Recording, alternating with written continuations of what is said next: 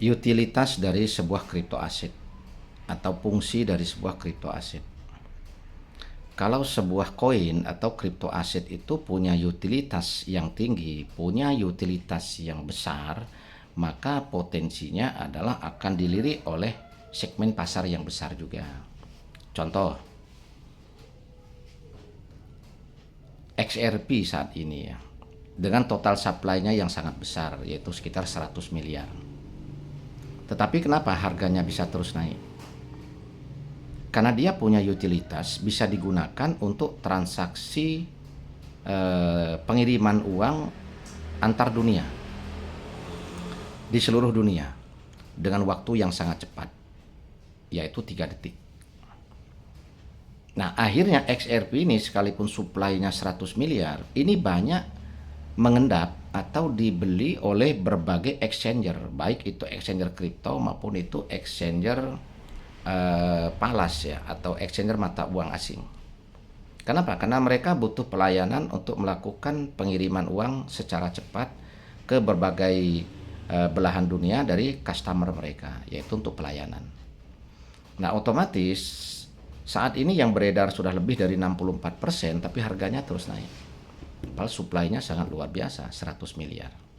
Nah, jadi dalam hal ini memang supply yang terbatas itu juga bukan tolak ukur utama untuk membuat kripto aset itu punya nilai. Nah, sekalipun dia supply terbatas, kalau dia tidak punya utilitas, ya maka dia tidak akan punya kenaikan nilai. Sekalipun dia dilepas atau rilis di bursa kripto global dengan harga yang tinggi, ya pada saatnya nanti dia akan mengalami penurunan. Kenapa? Karena dia tidak punya ekosistem yang produktif ya. Jadi ekosistem yang produktif itulah yang akan mempertahankan dan menjaga stabilitas harga, bahkan condong meningkatkan harga. Kenapa? Ekosistem yang produktif itu kan akan rutin melakukan perdagangan, akan rutin melakukan jual beli, dan akan rutin juga untuk membeli dan di hold dalam waktu yang lama sebagai solusi investasi. Nah, kalau dia tidak punya utilitas, ya tentunya orang akan berpikir, untuk apa dia menyimpan? Untuk apa dia hold dalam waktu yang lama? Karena potensi ke depan harganya pasti akan turun, karena dia tidak punya nilai apa-apa, dia tidak punya fungsi apa-apa. Nah, jadi sekalipun supply-nya itu besar, contoh seperti XRP, contoh seperti Dogecoin ya. Ini kan jumlahnya sangat besar. Dogecoin itu sekarang yang beredar sekitar 164 miliar koin ya. Bahkan tiap tahun mereka ini kan merilis 5 miliar, tapi mereka ada metode burning. Nah, ini kan strategi regulasi. Burning itu kan pembakaran untuk menjaga keseimbangan antara kebutuhan pasar dan permintaan. Nah, sehingga Dogecoin sebagai koin unlimited ini juga harganya kan terus naik. Ya karena apa? Karena mereka punya utilitas. Sekalipun potensi kenaikan antara koin sekuritas dengan koin micin ini persentasinya berbeda ya. Nah, contoh misalnya kayak Ethereum, kayak BNB. Nah, dengan jumlah mereka yang terbatas, harga mereka sekarang kan ini kan sudah puluhan juta. Kayak Ethereum udah tembus hampir 50 juta, kayak BNB ini kan sudah tembus di angka hampir 15 juta. Nah, karena jumlah mereka terbatas, utilitas mereka tinggi, infrastruktur mereka bagus, inovasi teknologi mereka juga bagus, regulasi mereka juga bagus. Nah, Dogecoin dan XRP ini kan tidak punya supply seperti mereka, karena supply mereka kan ini sangat besar. Nah, tetapi karena utilitasnya bagus, inovasi teknologinya bagus, ya tetap saja harga mereka juga berpotensi selalu naik. Nah, jadi ini yang saya katakan bahwa total supply itu tidak sepenuhnya menentukan potensi harga. Nah, tetapi pada utilitas. Nah, dan utilitas ini berasal dari infrastruktur fundamental yang mereka miliki. Kalau utilitas mereka tinggi, utilitas mereka strategis, otomatis mereka akan dilirik oleh berbagai segmen pasar di market global ya. yang akhirnya akan lahirlah ekosistem yang besar. Nah, dengan lahirnya ekosistem yang besar itu, maka potensi muncul juga ekosistem yang produktif. Nah, semakin produktif ekosistem mereka dan semakin besar ekosistem yang produktif juga di berbagai exchanger global, maka kenaikan harga ini sebuah keniscayaan. Jadi kita ambil contoh, Bitcoin dengan utilitasnya, Bitcoin dengan infrastrukturnya, mampu menciptakan ekosistem atau holder lebih dari 500 juta.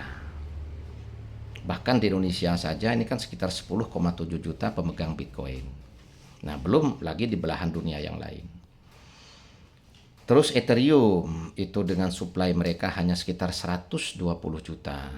Dengan infrastruktur mereka yang bagus, utilitas mereka yang bagus, mereka punya blockchain yang digunakan berbagai kripto ya. Nah, akhirnya mereka punya holder atau punya ekosistem itu lebih dari 300 juta. Padahal supply mereka hanya 120. Nah, jadi akhirnya kan terjadi hukum pasar. Banyak permintaan ya.